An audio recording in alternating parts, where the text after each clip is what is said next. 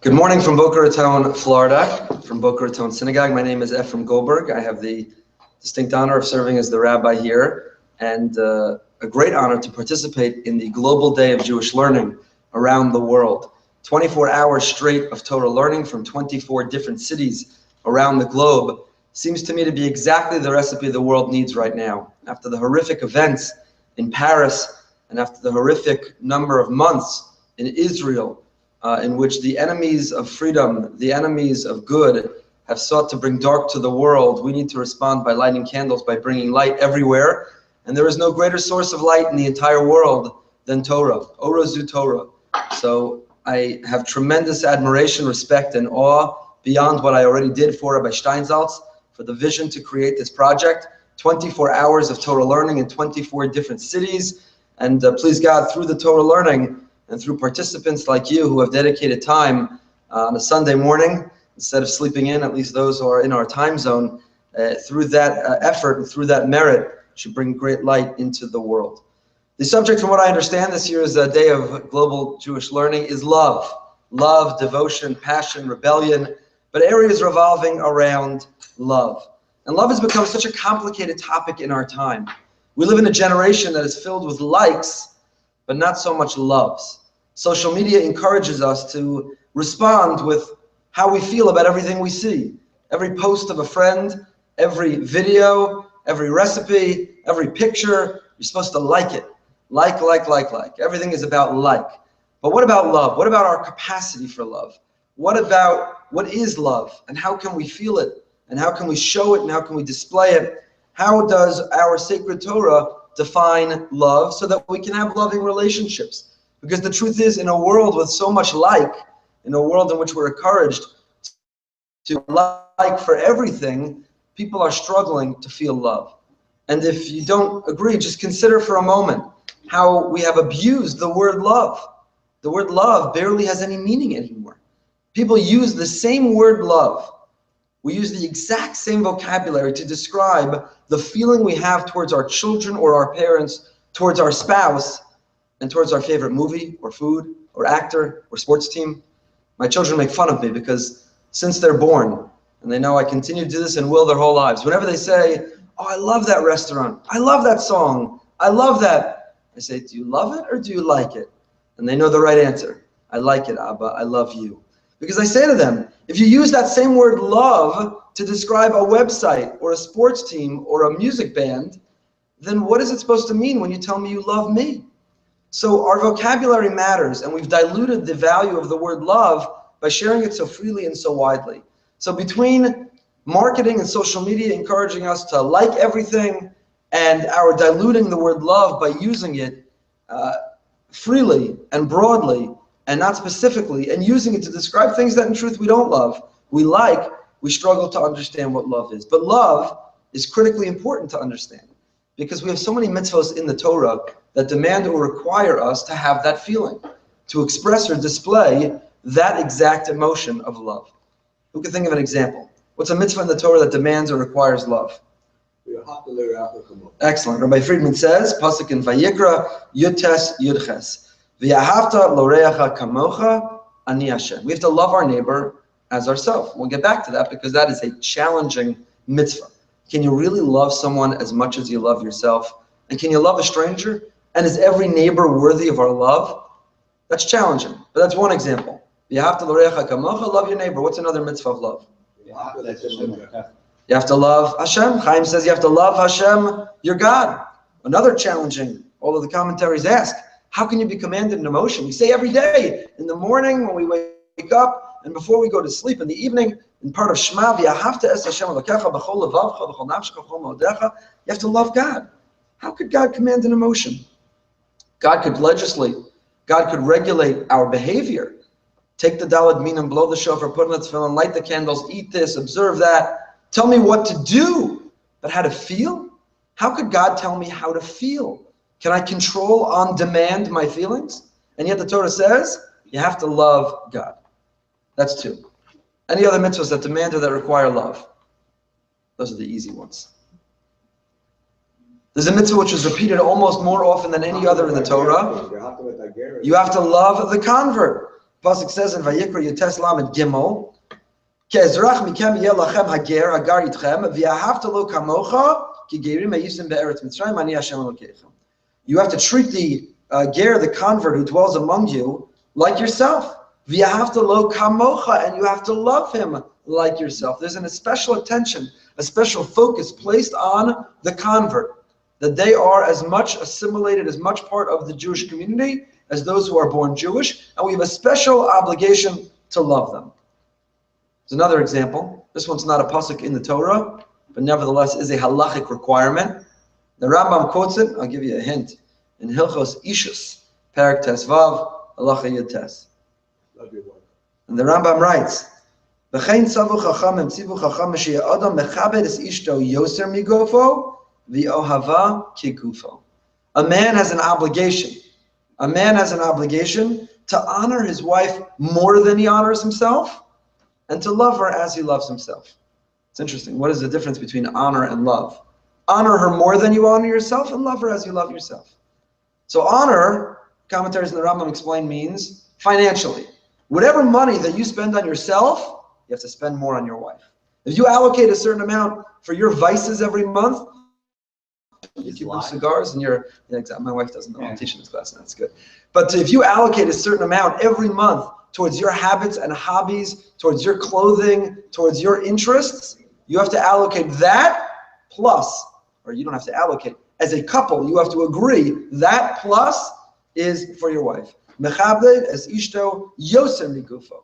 You have to show her greater honor, honor here defined by the financial investment. But ohava kigufo, you love her as you love yourself. Why does the Rambam not say yoser migufo like he does with kibud?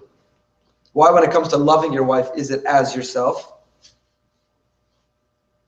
Maybe there isn't a spectrum of love, but either it's on or off.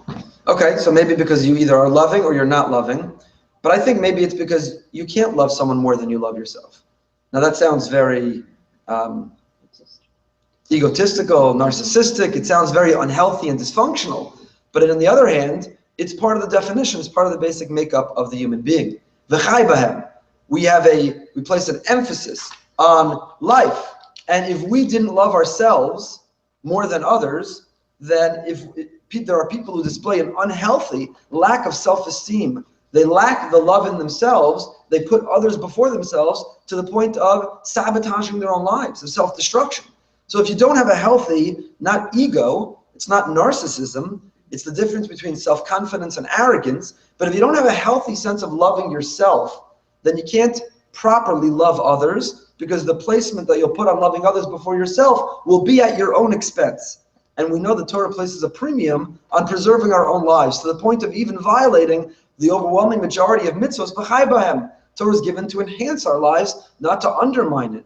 And so our lives take precedence, and they wouldn't if we didn't love naturally ourselves, if we didn't seek our own survival and our own thriving. So perhaps that's why it says, love her as you love yourself, because human beings to a certain degree are incapable of loving others more than we love ourselves. By the way, I'll tell you as an aside, on that first mitzvah that we talked about, v'yahavta l'reacha kamocha, love your neighbor as yourself, what is implied in that mitzvah? A different mitzvah. There's a mitzvah which is implied, which is, you have to love yourself. Loving yourself is healthy, to a degree. Being infatuated with yourself is unhealthy. Right? So there's a fine line between being a narcissist, being egotistical, thinking the whole world revolves around you, and on the other hand, you have to have a healthy sense of self-esteem, that you matter, that you have a mission, that you can contribute to the world. It's the famous debate, Kotzker, Simcha Bunim, exactly what it was.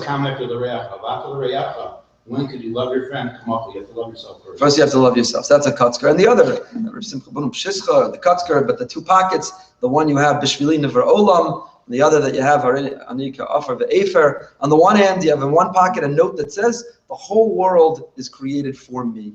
The whole world, God loves me, and I matter so much.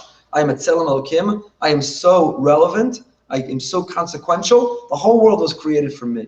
And when you are down on yourself, when you think you don't matter, when you think you're invisible, when you think nobody cares, when you wonder why you bother being born, that's when you reach in that pocket and you pull out, Bishvili Nivra Olam. I do matter. I am a unique expression of God in this world. I have a mission, And I need to know, I need to love myself, love the Tselem Elokim in me. You see, to not love yourself means to deny that there's a piece of God in you. To not love yourself is dishonoring your parents. We are the DNA, we are the progeny of our parents. To not think there's anything worthy of loving in ourselves is to dishonor our parents, that there's nothing worthy of loving in them that they've placed in us. And if you trace that back all the way, you say, if you don't love yourself, if you don't see anything in yourself worthy of loving, then you don't love God. Because we are all a unique expression of God in this world. That means there's something within us that is worthy of nurturing, that is worthy of loving. So when you feel down on yourself, inconsequential, insignificant, irrelevant, then you pull out of that pocket, B'shvili Nevra Olam. But then you start to feel too consequential, that the world revolves around you, that you're all that matter, and your nose is high in the air, and you're arrogant, and you have hubris. So then you pull out of the other pocket, Harani ka'afar ve'efer. I am the dust of the earth. I am absolutely garnished. I am nothing. I'm one of billions. I don't matter. I am irrelevant. I will ultimately be worm food. I came from the earth and I will return to the earth. I'm nothing. So part of the task of a Jew is to find that equilibrium between the two. So v'ahavta l'orecha kamocha, loving your neighbor as yourself, is predicated on first establishing a healthy, balanced love of ourselves. So we have all these mitzvahs that deal with love. You have to love your neighbor as yourself. You have to love God. You have to love the convert. You have to love your spouse. It's worthwhile exercise to define what love is if we need to fulfill the mitzvahs. Right? If we understand what are the shiurim of a lulav and esrog, how long does a trio of tekiah shvarim, what's the shiur of a kazayas of matzah, so how do you define the mitzvah of love if we have these mitzvahs that all depend on understanding what love is? So I want to share with you two definitions for love. In a world where we have forgotten how to love, in a world where we struggle to love. And I think if we understand these definitions, we'll see why contemporary culture is struggling, but why we need to transcend some of the pressures or the mores of our time and be able to learn to love again or maintain the love that we've always learned we should have. So the first love, the first model, the first idea of love is very counterintuitive. Because if I ask you what is love, you'll say love is an emotion. Love is an emotion. Love is something you feel. I'll ask you, how do you define love? What is love? There's no wrong answer. Don't worry, the camera's not on you. Happiness. Love is happiness. When you feel happy, so you're in love. Are you happy because you feel love, or do you feel love because that makes you happy? Both. Okay, both. But somehow happiness is intertwined with love. Can you love even when you're sad? Absolutely. Okay, so love is not dependent on happiness. No, It may be happy, but happiness. maybe it correlates. Okay, what else?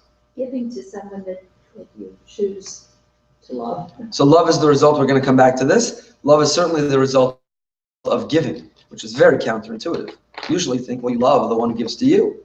You love when you receive. You've taken care of me. You give me. You nurture me. So I love you as a result of that which I've received. And yet we'll see that that's not true. We know that love is not the result of receiving. We love actually as the result counterintuitively of giving. What else? As an emotion. Describe what it feels like. It's a unique attachment. It's a unique attachment. And it's an attachment to something.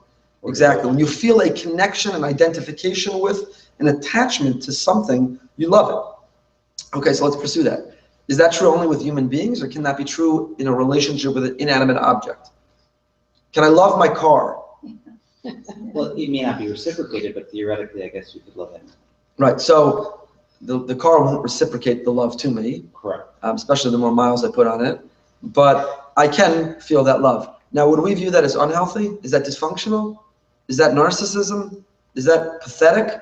If you love your car, can there be something beautiful about loving your car? Seems pathetic. It seems pathetic. Okay. Because it can't be reciprocated. Okay, so love that can't be reciprocated is pathetic? Or maybe that's not true. What if I love the Rambam? Right. I've learned his works, Right. I love him, he can't reciprocate it towards me. Right. So reciprocity is not necessarily an ingredient or a prerequisite for love. But I agree with you that it is a notion of an attachment, a connection, an identification with something. And we'll see in a moment, where does that come from? Where does that come from? What else? As an emotion. As an emotion.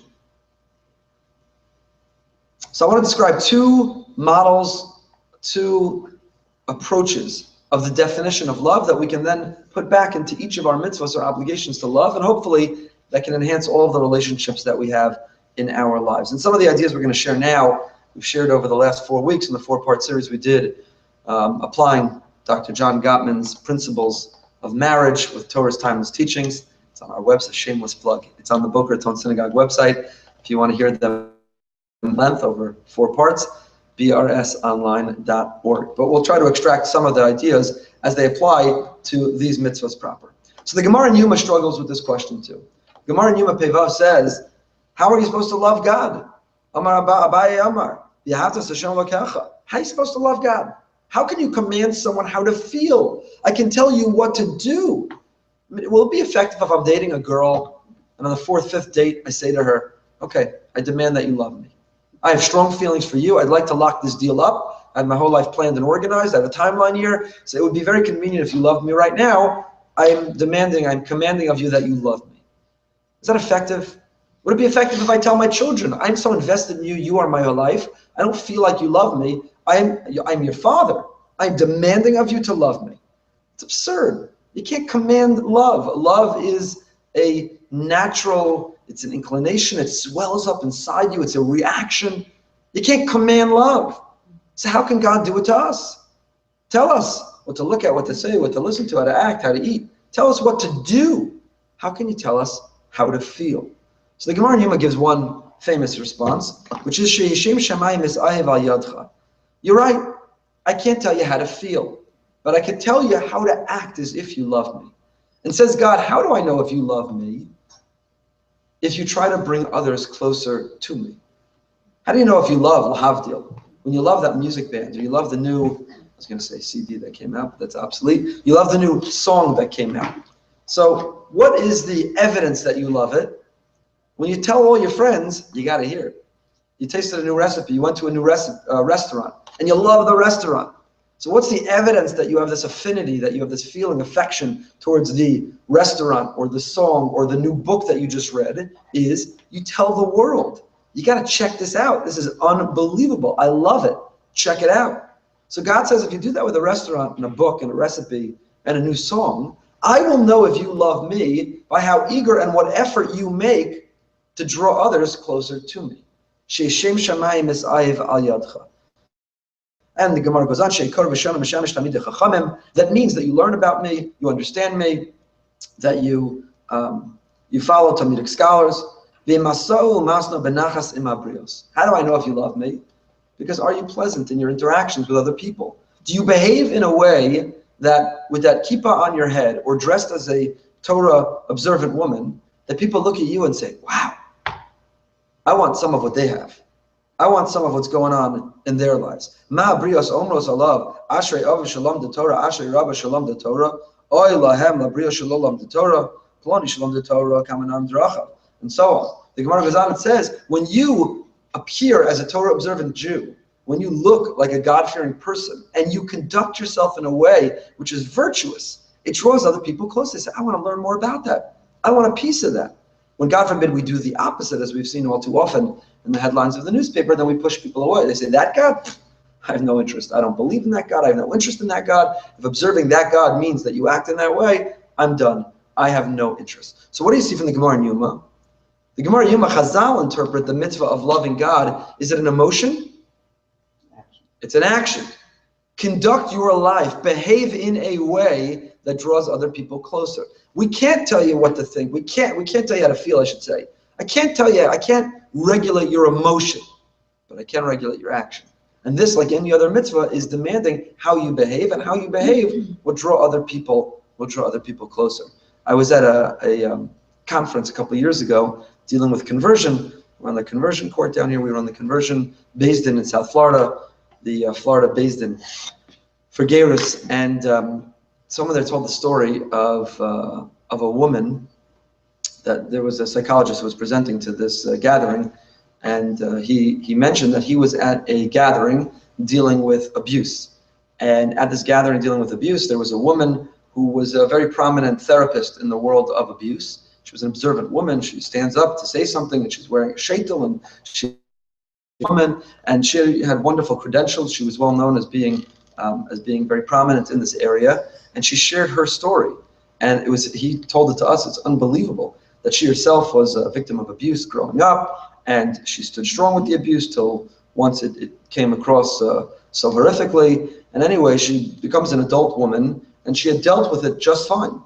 And she's driving through, of all places, actually in my hometown, Teaneck, New Jersey. It's a Sunday, and she's hungry. So she sees a sign for a pizza store, and she stops in the pizza store. And she's this non-Jewish adult woman, victim of abuse, who has been able to build a beautiful life despite what she had experienced, and never really was traumatized by it. And she's in this pizza store on a Sunday morning, and what does she observe? In many kosher pizza stores, what do you see on a Sunday? Fathers with their young children. And she's sitting in this pizza store, and all over, at least the way she describes it, at every table is a father with their young children, waiting on them, cutting up their pizza, taking care of them, helping them. And she all of a sudden literally had like post-traumatic stress disorder, because the contrast of her childhood to what she saw, despite living through multiple broken bones and emergency room visits in her childhood, that she did okay with. But now seeing this contrast set her so far back. And she describes that's when she needed the therapy, and she began learning about it. That's when she became a therapist. But more than that, she said to herself, what neighborhood is this? What's going on in this pizza store that these fathers, and the way they're so attentive and loving and affectionate, and they're taking care of their kids, what's going on here? And she learned there was a kosher pizza store, and there was an observant man, and she said, I need to explore more about what this Judaism is, and she converted. She became an observant Jewish woman who specializes in taking care of victims of abuse. So there's an example of Shem Shamayim Misahev Al Yadcha. Not every pizza store experience would we describe as drawing people closer to God, but thank God, I guess she was in the right pizza store at the right time on the right Sunday. Maybe it was Elul or something, and people were on their best behavior. And that is a fulfillment of how Chazal saw how can we love God, not as an emotion, but as a behavior. Expanding on that theme is the Rambam. The Rambam says in Hilchos Yisodei Torah Perek Beis Halacha Beis, the Rambam too is defining, how can you fulfill love? And the Rambam we think of as a great rationalist, although it's a little bit unfair to him because the Rambam describes very passionate terms often and pours emotion out. So it's unfair to try to label him a certain way. But we can imagine the Rambam would struggle to define love as a pure emotion. So how does the Rambam define love? Not exactly like Chazal, it's a little bit of a twist on what Chazal say. But he asks exactly this question. What is the way to display love in this context? The Rambam, Hilchos Yisodei Torah, the Rambam is talking about the mitzvah too of loving God. And he says the following. At the moment that a person contemplates the wondrous, incredible, extraordinary creations of the Almighty, and you see in them God's infinite wisdom, it has no boundaries, no beginning, no end. Miyad, immediately. It's as if the Rambam describes, you're studying a chemistry textbook. You see the Grand Canyon. You understand the wonders of the human body. You see God's creation. You recoil. Miyad hu ohev, u'mishabeach, u'mefa'er, u'misaver ta'ava gdola le'da Hashem hagadol. Immediately you recoil. Intuitively, instinctively. You want to know more. You love God. You praise. You have this insatiable appetite to know more of God. You can't stop reading. You can't stop exploring. You're so inquisitive and curious. You want to know more and more and more. David, as King David described, my soul thirsts for God, to understand more. When you think about these things, then, writes the Rambam, you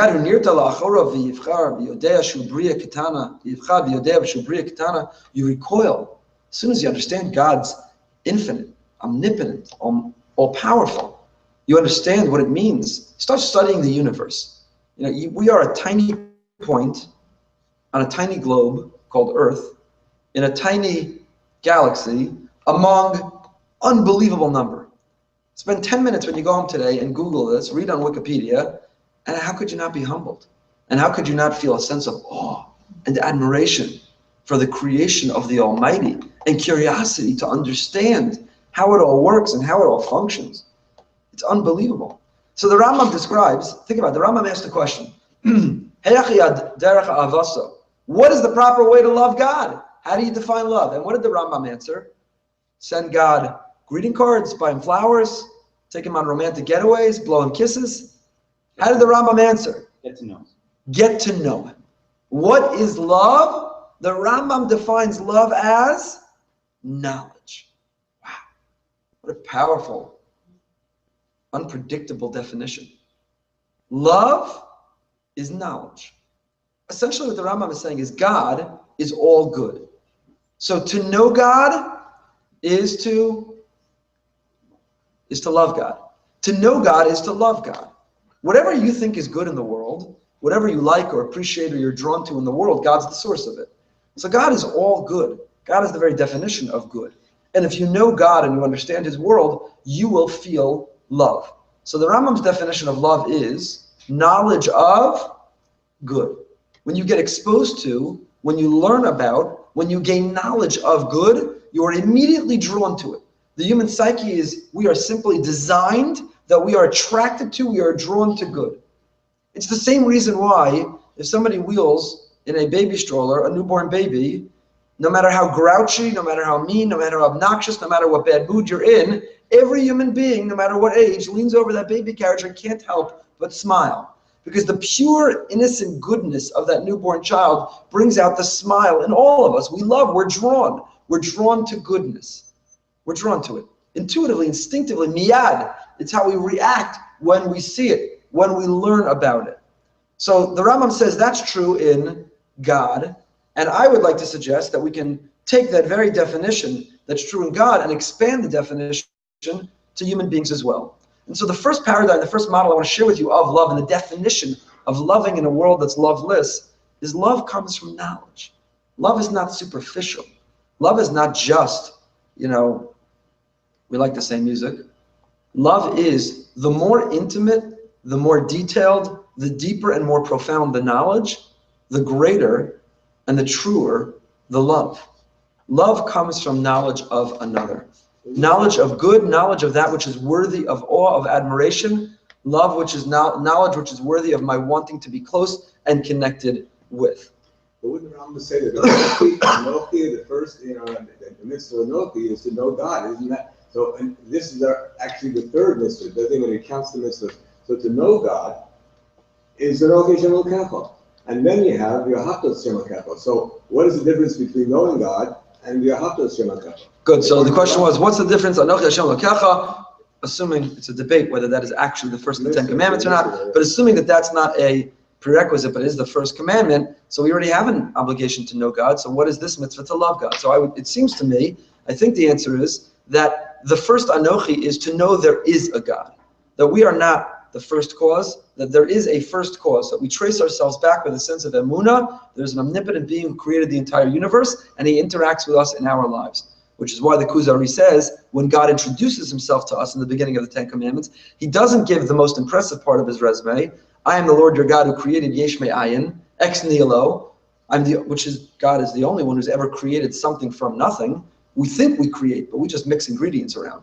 We mix materials around. We create something from something. God is the only to have created something from nothing. And yet, God does not introduce himself to us as, I am the Lord your God who created something from nothing. Instead, he says, Anochi Hashem Elokecha asher hotzitichem me'eretz Mitzrayim. Why, says Rabbi Levi? Because God wants us to know that not only did he create the world, but he remains directly connected with it. Not only did he create the world, but he remains invested in each and every one of our lives in a very personal and intimate way. Because Rabbi Levi understood there's a world of people who acknowledge, I believe in God who created the world. And then he moved on. There was an architect to this building, and there was a designer for this clothing line, and there was an artist who painted this picture, but I don't have a relationship with any of them. I just benefit from their creation, and they moved on. Well, maybe God created the whole world, and he moved on. How do I know that he remains connected with each and every one of us? And that's why, says the Kuzari, God chose specifically the less impressive part of his resume. I am the Lord your God who took you out of Egypt. You want to know if I'm connected with your life? Ask your grandparents. Ask your great-grandparents. Find out about their life story, about your family narrative, and you'll see my role in your life. I didn't just create a world and move on. I created a world and remain invested in it. The Baal HaTanya of Shnei Zalman of Liadi has a beautiful image for what this means. We say, Yotzer Or, that God creates the world anew every day. So the Baal HaTanya says that, if I told you to close your eyes for a moment and picture a red Lamborghini, a red sports car. Picture a beautiful red sports car. Chaim loves it because we love it. No, we picture the red sports car. Now open your eyes and come back to our conversation. Does the sports car continue to exist? You see, in our imagination, something only continues to exist the longer we maintain our image, our imagination of it. The moment we're distracted, the moment we change, poof, it's gone. It only existed in imagination, so it only continues to exist the more we imagine it. The moment we redirect our thoughts, it's gone. So says the Baal HaTanya, using a metaphor, that's what we are. We are in God's imagination, so to say. And for us to continue to exist, God has to continue to will our existence. And the moment God would cease willing our existence, poof, we would disappear. So God didn't just create a world and move on, He remains connected with us. So, Anochi Hashem Elokecha, it seems to me, is an acknowledgement that God created the world and interacts with us. Love of God means gain a deeper knowledge, understand His world. Right? I mean, if you went to Yeshiva University, they'll tell you that this Rambam is the source text for the notion of essentially Torah Umada, that we come to love God by two means, two ways. If I had a great-grandparent who I never had the privilege of meeting, I could get to know him and love him in two ways. If he left a diary and I get to read his written word, I get an insight, a glimpse into his life. If I read his written word, his diary. But if he also had a hobby of sculpting or painting, would I not embrace the craft of his hand? Would I not take his creation and feel I'm connected to him? I love him through that. So similarly, we have Hashem's diary. It's called the Torah. It was articulated word for word from the Almighty. And we also have his creation. It's called the Grand Canyon. It's called physics and chemistry and biology. It's called the world around us, which is so magnificent. And the more we study it, the more we understand it, the more we pursue it, the more that we respond with a sense of loving God through it. So I don't want to spend our entire time on the mitzvah of V'ahavta Hashem Elokecha, which so the Gemara in Yuma, and we see the Rambam, but I want to extract from it a definition of love. And that definition of love is knowledge. And the Rambam, or the commentary, the Perush, and I would tell you the name, except that in every edition of Mishnah Torah, it just says Perush. The Perush on the side of this Rambam in Hilchos Yesodei Torah tells us that this is the greatest, strongest, most lasting form of love. See, the Mishnah in Pirkei Avos tells us that Kol Ava Shetluya B'Davar Batal Davar Batla Ava She'ena Tluya B'Davar Eina B'Teila Li'olam. There are two types of love. There's an everlasting, sustained love, which is independent, it's not dependent on anything. And there is a temporary, fleeting love, a love which is built on a sense of dependence. So when you give me, when you provide for me, when you take care of me, I love you. That's a dependent love. But what happens the moment you stop taking care of me? You stop loving. You stop loving. You see that all the time in relationships, in superficial relationships, where the love is based on receiving something in the relationship. So it's an ava hatzaluya badavar. It is a sense of a dependent love. A dependent love is a love which is temporary by definition. But a love which is not based on dependence, it's independent, is everlasting. That's the Mishnah in Pirkei Avos. So the commentary on the side of the Rambam applies that to this Rambam and says, well, if that's the case, the love which is built on knowledge is an everlasting love. It's an Eina Tluya B'Davar type of love. Because it means I don't love God because He puts a roof over my head and my eyes and my feet and my ears, everything works. And, He made my sports team win the World Series. I love God when everything works the way I want. That's an Ava Tluya B'Davar. Bat L'Davar, Bat L'Ava. The moment that benefit stops, I stop loving. But if I love God, not because of what He does for me, but because of who He is, I love God for the goodness I've learned and discovered in Him by studying His diary, learning Torah, and by exploring His world, then that love is transcendent. That love is independent. That love is not vulnerable to being interrupted or aborted because God stopped doing something. I continue to love God. So if you apply this definition of love to the other areas of our life, it means, and this is what we did in the Gottman seminar to a degree, that part of love in marriage comes from knowledge. Gottman has what he calls building love maps. What happens, you start by dating one another, courting one another, and you learn all about one another. Oh, where'd you go to high school? How'd you spend your year in Israel? What'd you major in college? What are your hobbies? What are your dreams? Where would you travel in the world if you could go anywhere? We ask these questions because, frankly, we want to learn about one another, but also we have nothing else to talk about. And then we get married, and we think we're going on date night. And what's date night? You sit down in the restaurant where you've paid for the babysitter, you're paying for a super expensive meal, and each person pulls out their list. Okay, what did we decide we're doing with the extra school, after school activities? Are we registering them? Are we not? What are we doing this summer? Are the kids going to camp? Did you pay the electric bill yet? What's the story? Are your parents coming for Pesach, or is it a way we can get out of it? Right? You pull out your list, and both parties start going through their agenda and their itinerary. And what happened to the love maps? You stopped learning about one another, and you entered a purely business relationship, which is an ava. So you went from an ava she'eina tluya b'davar. The courtship is based not on what you do for me. It's not like, oh, we hope. It's not, I'm going to marry you because your parents are rich and now my life is taken care of. Or I'm going to marry you because you're a really good cook and I love eating. Right? If that's the basis of marriage, then you've got problems even before you're standing under the chuppah. We hope that the foundation of the relationship was learning and discovering about one another things that are worthy of admiration, emulation, things that are worthy of awe. I love that in you. I want to learn more about that. I want to see that. That's why dating is important, because when you see people in different circumstances and how they react to different things, you learn about them. And learning is the key to knowing them, and knowing them is the key to loving them. And then we get married and we stop learning. We stop learning. We cut off all the learning. At the end of Sheva Brachas, we're done learning. Now we got to talk about the bills and the kids and the vacation and the in-laws and all the things that clog, all the noise that interrupt the process of learning. And Gottman talks about the ground floor of what he calls the sound relationship house is drawing or building those love maps, which, again, I'm not plugging myself, I'm plugging Gottman. If you go online, if you listen to the classes, or you just search for Gottman's love maps, and you print them out and you take them on a date, it's unbelievable to sit there and go through those questions. To actually enter a contract with your spouse, that you're gonna, when you drive to the parking lot of the restaurant, in the car, you can go through the agenda. Because there are things that you still have to talk about, right? Who are we inviting for Rosh Hashanah? What's happening with that? You can talk about those things. Once you enter the restaurant, you're done, and you're pulling out the love maps.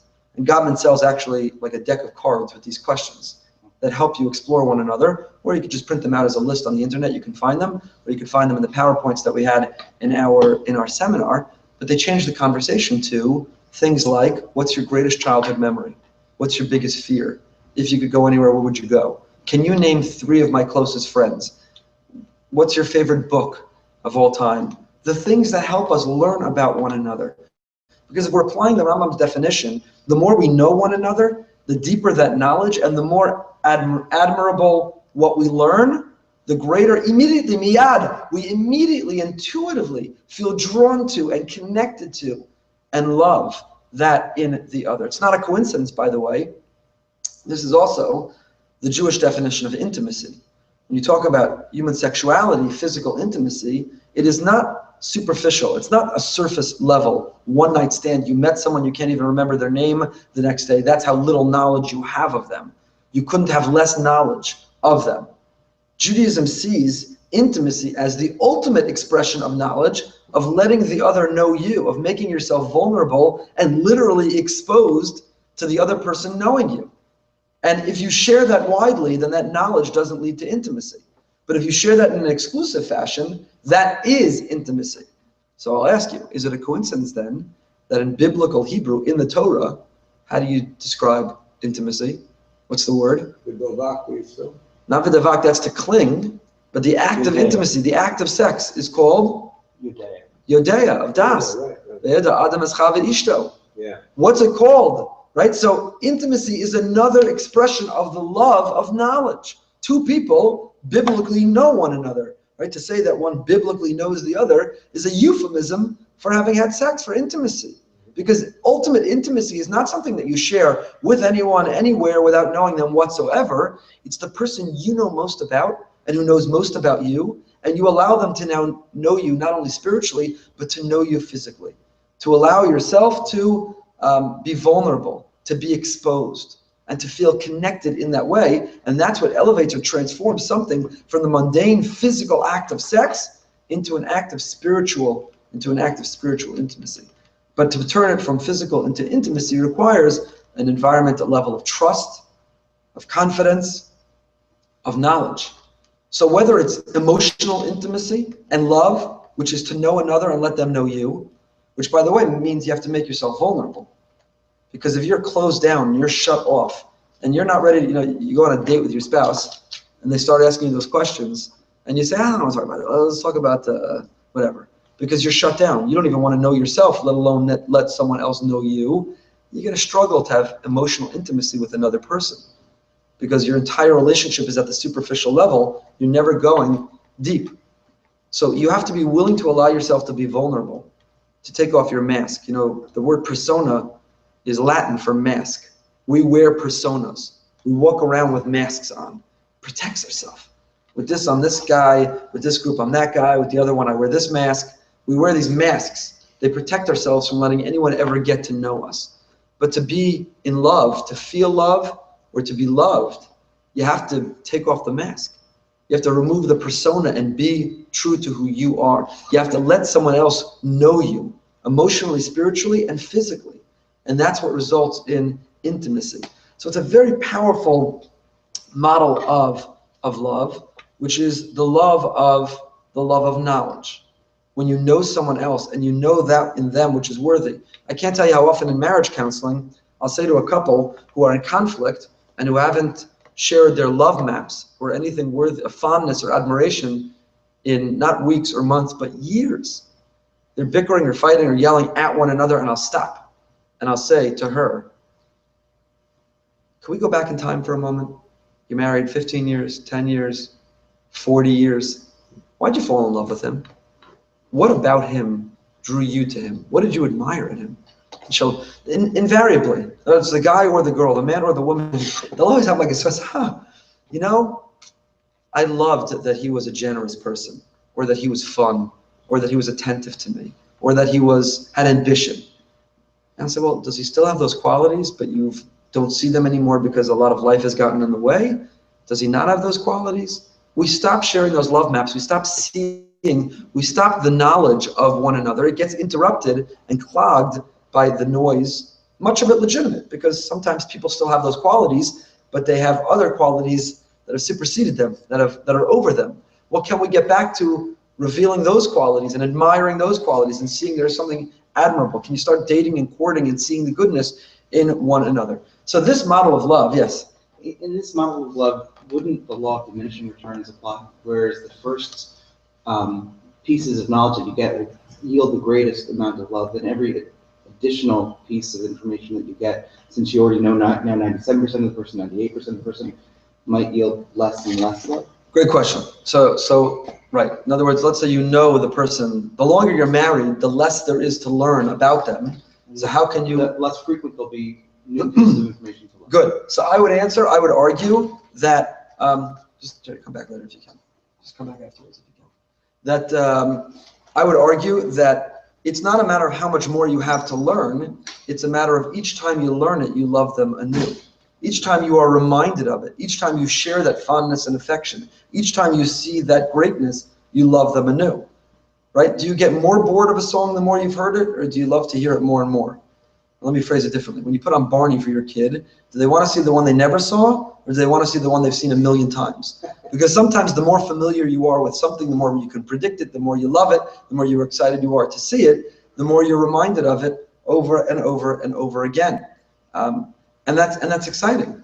You forget that. I told the story in the Gottman series, but a couple weeks ago, my daughter broke her leg very badly, and at school, thank God, she's fine. But my wife called me first to say that she had a problem at school. I said, okay. And then they said, we have to go to the emergency room. I said, should I meet you there? No, it's fine.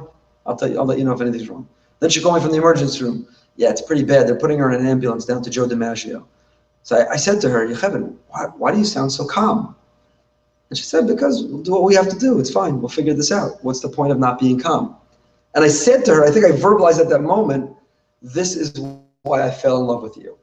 Meaning, Thank God we don't have a lot of crises and emergencies, so there aren't that many opportunities to lose your cool, to be reminded of that sense. But one of the qualities that I fell in love with in her was her ability to not have drama and to just keep things in scope and context, and to calm, cool, collect, just deal with what needs to be dealt with. And I felt that fondness and admiration for it, and I expressed it again. And well, what do you mean? But I had learned that already 18 years ago when we went through another hard time. But each time you're reminded of it, each time you regain that knowledge again and again, then you can love it even deeper. You pick up a book that you read 10 years ago and you loved it, but you forgot, you reread it. You love it even more now because you've affirmed that knowledge. So apply this model of love to the different relationships. How can you love your neighbor as yourself? How can you love your neighbor as yourself? Some neighbors are not worthy of love. So how can you love your neighbor as yourself? So it seems to me that if you apply this Rambam's definition of love, what it means is there is something in your neighbor that if you gain the knowledge of, you will love. There is something admirable in anyone, in everyone, almost everyone, right? You know, the terrorists who did what they did in Paris, there's nothing worthy of loving them. There's nothing admirable in them. Assuming somebody stops short of being pure evil, even if they have idiosyncrasies or annoying habits, even if they seem self-centered or they're difficult people, but if you take the time to explore them, to get to know them, there is something in them, in everybody. You know, as a rabbi, we have many people over for meals, and you go from the acquaintance relationship in shul, to good Shabbos, to how you doing, answering a kashrus question, to at a Shabbos meal, you get to know somebody. You know, tell me about your background, where you're from, where'd you go to school, you want to date with them. You get to know them. And I can't tell you how often I gain a knowledge of someone or something in someone's life that changes the way you think about them. You always saw them in this way, and now you understand something about their life, something that they overcame or persevered, some heroic effort that they made, something about their life which is astounding. And you love, you're drawn to that fact, to that aspect, to that piece of history of their life. So V'ahavta l'reacha kamocha is a mitzvah that also, if you apply the Rambam's definition, is regulating behavior. And the behavior is, bother to take the time to get to know your neighbor. And if you get to know your neighbor, you might reject 90% of who they are, you might be turned off from 90% of who they are, but you will find something. You will find something in them because they are, after all, Tzelem Elokim. If they are alive, it means that they have a piece of God in them. If there's a piece of God in them, it means there is something, there's a knowledge to gain of them that you can be drawn to, and knowledge automatically leads to love. There is something worthy of love in them. Yes? Wouldn't that actually mean that, because it says love your neighbor as yourself, in everybody there is good and in everybody there is not good. So just as you accepted yourself the fact that there is not good, right, you have to accept it in your neighbor also, and then find whatever good you can. Absolutely. That's exactly it. In other words, we tend to give ourselves the benefit of the doubt all the time. Why? Because we see the good in ourselves and we overlook cognitive dissonance or whatever other psychological approach, but we choose to overlook, we choose to be blind to our shortcomings. We spoke about this in the Gottman seminar as well, that there's a phenomenon, it's escaping me at the moment, where when we see someone else do something, we assume that it is an intrinsic value, whereas when we do something, it's extrinsic. What do I mean by that? Right? So you're in the pharmacy, and somebody else is being a little bit obnoxious or rude online, trying to get out of there. That's because they're rude, self-centered, and obnoxious. But when we are in a little bit of a rush, it's because our child is sick at home and desperate for the medicine for us to bring it to them. When somebody else is on their phone in a shiur, it's because they're rude and disgusting and have no manners. When we are, it's because we're responsible and the babysitter might be trying to get in touch with us. So there's a phenomenon where with other people, we ascribe it to an internal flaw, but with ourselves, we always blame it as something external. It's nothing to do with us. And the question is, can we bring the attitude we bring to ourselves to others? We always give ourselves the benefit of the doubt. We always assume that it's an external influence with ourselves. Can we do that with others? And so the degree that, just like with ourselves, we know that there are flaws, but we choose to overlook them, we focus on the good. So with others, can we kind of shelve their flaws and choose to explore and sometimes have to mine to find their good, but then emphasize their good, so that in every interaction we bring it back to that which is good. So you see there's an application of love is knowledge. In the V'ahavta l'orecha kamocha, love your neighbor doesn't mean want to go on a date or a romantic getaway with them. Love your neighbor means know that there's something redeemable.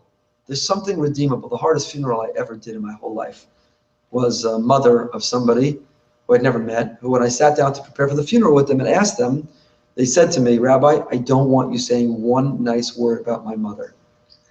And I used that language. I said to her, was there nothing redeemable? Was there no redeemable quality in your mother?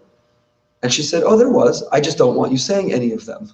Her mother had been particularly harsh to her. That's a hard funeral to do.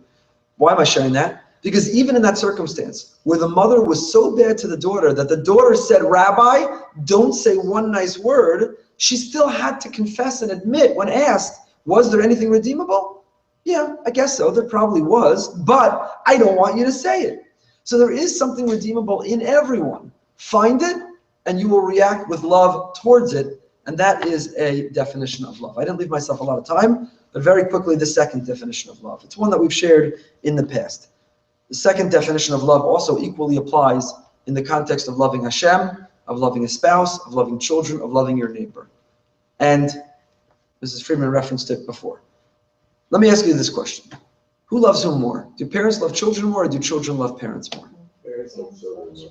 So until you become a parent, you think children love parents more.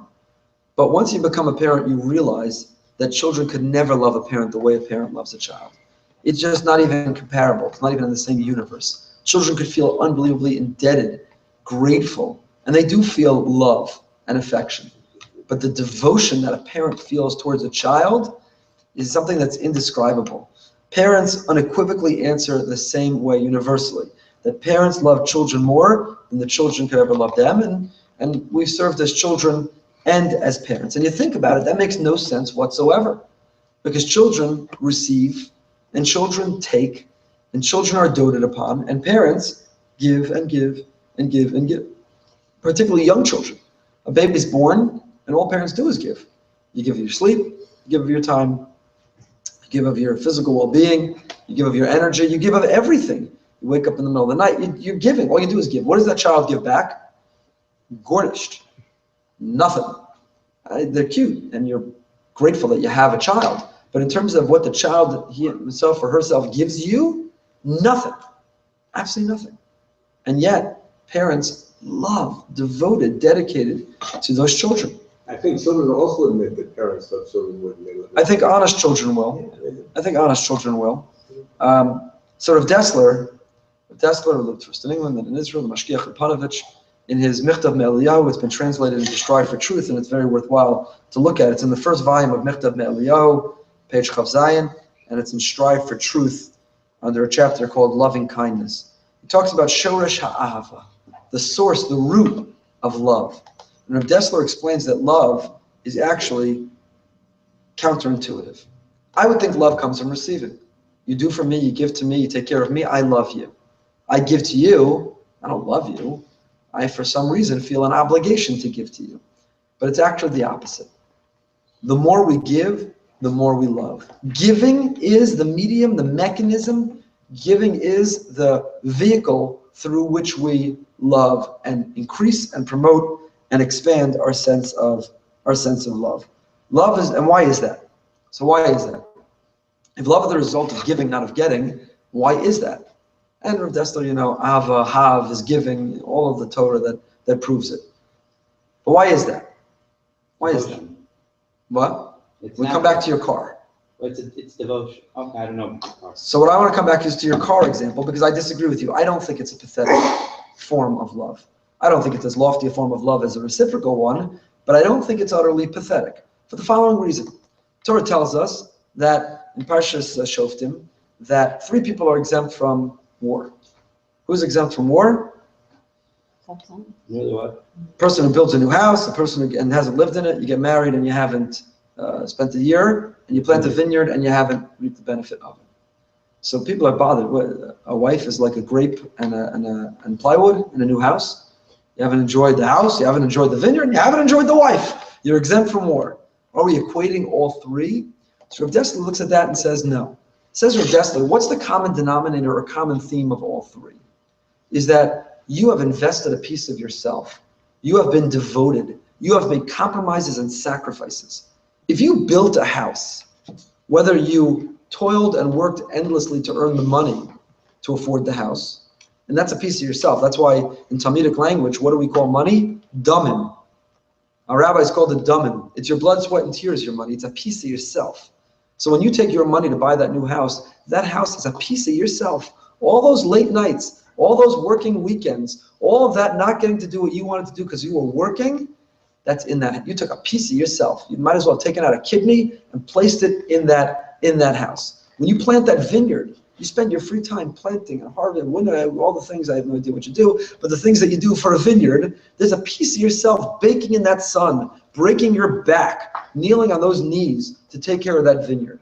And when you invest yourself in marriage and a spouse, the compromise, the sacrifice, the effort that you make to be willing to put another person as a priority in your life, you've invested a piece of yourself. Says Rav Dessler, love is the result of giving, because when you give, we began by saying we all love ourselves, and when we give, we take a piece of ourselves and we invest it in the other. When I was a kid, my dad planted a tomato vine in our backyard, and I remember a series of Sundays where when my dad was home, we nurtured and took care of that tomato vine. I don't know why this memory stands out. And first we planted the seeds, we watched it grow, then we put a stake in the ground in order to tie it to it. Then we watched the first tomatoes come, and they were green. Then we watched them turn red. And I remember the first tomato that we plucked from that vine. And I remember eating it on a Friday night at the Shabbos table. And I remember my father not wanting to eat the tomato because he loved the tomato. Tomato represented those weeks of work and effort and taking care of it, and you didn't want to eat it because you loved it. So is that a pathetic love? I think it's actually a beautiful love, not necessarily of the inanimate object, but as the model of love, meaning I gave a piece of myself. I've built a bridge from me. I've created, what was the word used before, an association, identification with? An attachment to, thank you. I created literally an attachment. There's a piece of me invested in you. I have an attachment to you, or towards that thing, or towards something else. I usually never reference Bashita pop culture, but I once gave a series where I talked about where you could see beautiful Jewish ideas through media. And we studied the movie Castaway with Tom Hanks. And if you remember, Tom Hanks had a volleyball that had washed up on shore that he had a handprint from a scratch in his hand. You remember the name of it? Wilson. And do you remember that when Wilson floated away, he broke down crying, he's screaming, Wilson! Right, you remember that? Yeah. To me, that's Rav Dessler. Why do you love Wilson? Wilson's a volleyball, an old, blood-covered, dirty volleyball.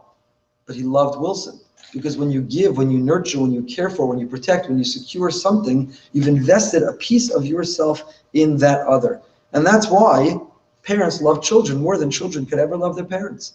Rav Dessler talks about a couple he knew before the war who were separated by the Holocaust. And the one parent got the children with them and the other was fleeing. And the other parent who didn't have the children could never recover the sense of love that the other parent had. They were not with the children during those formative years. They didn't wake up in the middle of the night. They didn't change the diapers and feed, make the compromises and the sacrifice. And as much as they loved those children, I don't want to say in theory, but in theory, they had not gone through the exercises, they had not gone through the building blocks that actually create love from that sense of giving. So love is the result, not of receiving. Love is the result of giving. So can you love your neighbor as yourself? Absolutely. Because love means do something for your neighbor. They don't seem lovable, they're not redeemable, they're miserable. Go out of your way and do even more than you would do normally. And you will feel connected to them. And you will not be turned off by how miserable they are, but the fact that you did something for them will actually make you feel love towards them. How do you love God? Do Torah and mitzvahs. By giving, so to say, towards the relationship, not towards God, because God doesn't need your Torah and mitzvahs, he's perfect without them. But by giving towards the relationship, it results in love. Why does the Rambam say, love her as you love yourself? Love, give, even though kibbud there he says is more, but love means be a giving person. And with this you can understand two more things, which we'll end with. Oh, should we still on live? All right. I don't know if we're infringing on the next year, so I'll end very quickly. But we saw in last week's parsha, when Yitzchak marries Rivka, not yesterday, but last week, It says, "Vayiviyah Yitzchak ha'oel asar imo vayikach es Rivka v'atihilo leisha vaye'ehaveha." What's unusual about that pasuk? Yitzchak takes Rivka into his tent of his mother, and he marries her and he loves her. When would I have expected to find love? Before marriage. First you fall in love, and then you get married. That's the Western way. First you fall in love, and then you never get married. That's the new Western way. But first you fall in love, and then you get married. And yet the Torah tells us you marry, and then you love. Well, based on both of our paradigms, we understand why love comes after marriage. Because the more you know, whether it's diminishing returns or you're reminding yourself of what you already know, the more and deeper and more profound you know, the greater the love. And if love is the result of giving, then it's not giving, the waitress at La Marais on your date. That's not the love of giving. The love of giving is the compromises and the sacrifices and going through the challenges of marriage, of learning to live connected to another person. That's giving. So whether it's increased knowledge or whether it's the more you give, both really come after you get married. And this is the definition of Fiddler on the Roof. We dismiss that as archaic and arcane. When Tevye's wife sings, do you love me? And she says, do I love you? For 25 years, I've washed your clothes, done your, right? So we look at that and like, that's cute, that's archaic, that's old, that's outdated, we have progressed, we are more sophisticated. Our love it's not true. That's love. What was she answering him?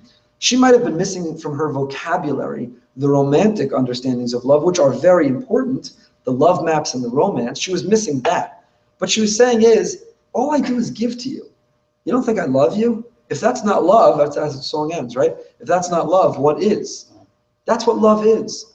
So when you're newlyweds, when your parents pay for that first year to learn in Israel for the year, that's not love. When do you start loving? 5 and 10 and 20 years into marriage. When you're living together and you're sacrificing, compromising, giving towards one another. So therefore it's vaytihilo lo isha vaye'ehaveha. It comes afterwards. And that's why in this coming week's parsha, when Yaakov earns Rachel, he has to work for her. Yaakov works 7 years for Rachel, and those years pass by so quickly. I would think it'd be the opposite.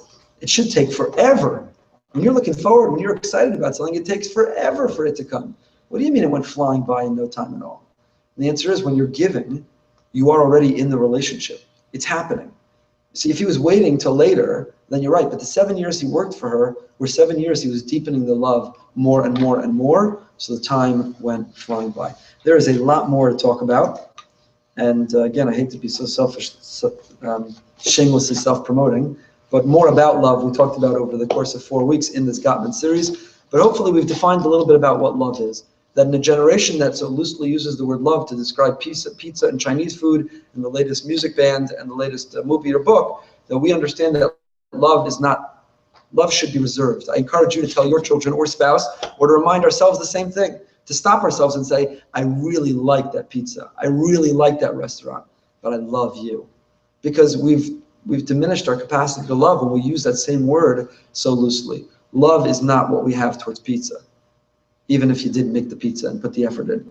Love is not what you have towards pizza. Love is what you have towards people, and the people who are worthy and deserving of our love because we've taken the time to know them and to know what's lovable in them, and because we've given to them, and love is the result of giving. So once again, thank you to you for coming. Thank you to the Global Day of Jewish Learning and Rabbi Steinsaltz for this incredible idea. And please God, it will transform the world from dark to light. Have a wonderful day. Bye. It was easy for Yaakov because he was already married her after the first week. That's true too. But why did they pass so quickly? Yeah, that's why it passed quickly, because he was already married to her. But still, why did he have to work? Working never passes quickly. Well, she made it easier for him because it was worthwhile in as much as. I'm saying they passed quickly, I think, because the work was the investment in the relationship. Right. So that passes quickly. There's one big problem. And that is, you have a relative, let's say, and you want to love that person because they're related to you, and yet the knowledge of that person isn't coming out with all the good stuff. Then how do you deal? Because Rambam's definition is knowledge of God. Well, God is always good. Right. I agree 1,000%. And I'm not saying that love demands that you spend every day with them. It means that you're allowed to, we can see other people as toxic, and therefore we are going to limit our interaction with them. But in the interaction, let's look for the good. Because even though you've learned so much negative in that person, it's got to be something good. So on the once every 10-year family reunion that you have to overlap with them, or more often than that, but you focus on that which is good in them, and you bring that up, that hobby, that quality, that interest that you do share in common that is good. Have a great day, everybody. You too. Thank you. Thanks very much. I do appreciate everybody coming, because I can't look at, I love motion, but I can't look at the back of the computer.